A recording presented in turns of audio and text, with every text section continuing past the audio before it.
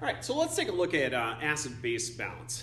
So an acid, here's what we see up here at the top. An acid is a substance that releases hydrogen ions in a solution. So that's what we see. Hydrochloric acid separates into hydrogen ions and chloride ions. So as I said earlier, acids and bases are electrolytes. So here's a base right here, sodium hydroxide.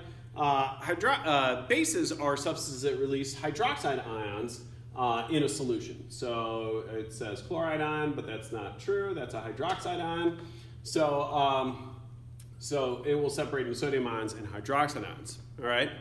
So if you guys remember, pH of 7 is neutral, neither an acid nor a base. Above 7 is a base, below 7 is an acid. Now our normal arterial blood pH is 7.4. Because there's more carbon dioxide in venous blood, our venous blood is 7.35. There's actually even more carbon dioxide found in our cells, so our blood pH of our cells is at 7. And I'll explain why carbon dioxide is very important in that. So just a reminder, proteins are greatly affected by our pH level. So if they get outside of their normal pH range, they can denature. So let's take a look at sources of hydrogen ions. One is just aerobic respiration of glucose.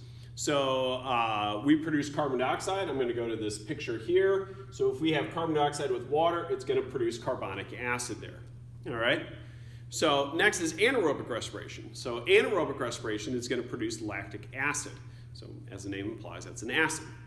Also, we get this through fatty metabolism. So we break down fats. Fats are broken down into glycerol and fatty acids, and as the name implies, those fatty acids are acidic. And also, we can break down fats into ketone bodies, which are also acidic. We can also break down sulfur-containing amino acids, and when we do that, this is going to make sulfuric acid. And we can also break down phosphorus-containing proteins and nucleic acids, and that's also going to make phosphoric acid. All right, let's look at regulation of hydrogen ion concentrations. One are chemical buffers. And this is a system of one or two molecules that act to resist changes in pH. And so the first is the bicarbonate buffer system. And that you can actually see with this equation right here. So if we have excess hydrogen ions, it's going to push the arrows in the other direction. All right? If we have excess hydroxide ions, it's actually going to push it in the opposite direction there. So those hydroxide ions would join up with that bicarbonate. Next is a phosphate buffer system. So here we're using phosphate ions to either absorb or hydrogen ions or absorb bicarbonate or hydroxide ions. Next is a protein buffer system. And this is using, so proteins, if you look at an amino acid, the amino acid has an amine part, which is basic, and it has a carboxylic acid part, which is acidic. And so they can absorb either excess hydrogen ions in the form of the amine group or excess hydroxide ions in the form of the acidic group. Looking at physiological buffers, one is respiratory excretion of carbon dioxide. So we exhale carbon dioxide from our lungs, so that's going to lower the amount of carbonic acid that's also found in our body. All right. So if our pH of our blood is getting too high, too basic, we will slow down our respiratory rate. That keeps more carbon dioxide in us, so we'll have more carbonic acid in us. If a pH of our blood is getting too acidic, we will increase our respiratory rate, getting rid of more carbon dioxide, which means we have less acidity in our blood.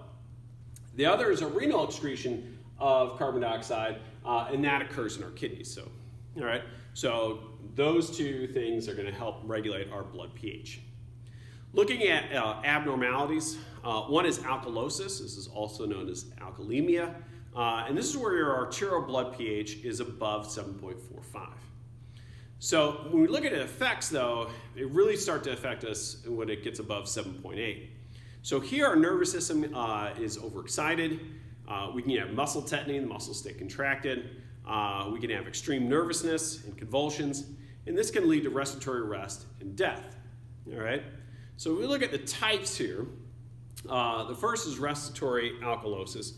And this is the raising of blood pH when carbon dioxide is eliminated faster than it is produced. And this can be caused by hyperventilation. Next is metabolic alkalosis, and this is a rise in blood pH due to metabolic activities. So excessive vomiting can do this, overuse of antacids can do this, constipation, because in constipation your large intestine reabsorbs more bicarbonate than it should. The other end of this is acidosis, so acidemia is also what it's known as. So this is where our arterial blood pH is below 7.35. And the effects here really don't start until about 7 here. And this is going to depress the central nervous system, brain and spinal cord, and once again this can lead to coma and death. So if we look at the types here, one is respiratory acidosis. This is a lowering of blood pH due to shallow breaths or disease. And this can be caused by pneumonia or emphysema. You literally can't get enough carbon dioxide out of you. Okay, so here carbon dioxide will accumulate in the blood. Next is metabolic acidosis, and this is a lowering of blood pH due to metabolic functions. So this can be excessive alcohol intake, excessive loss of bicarbonates.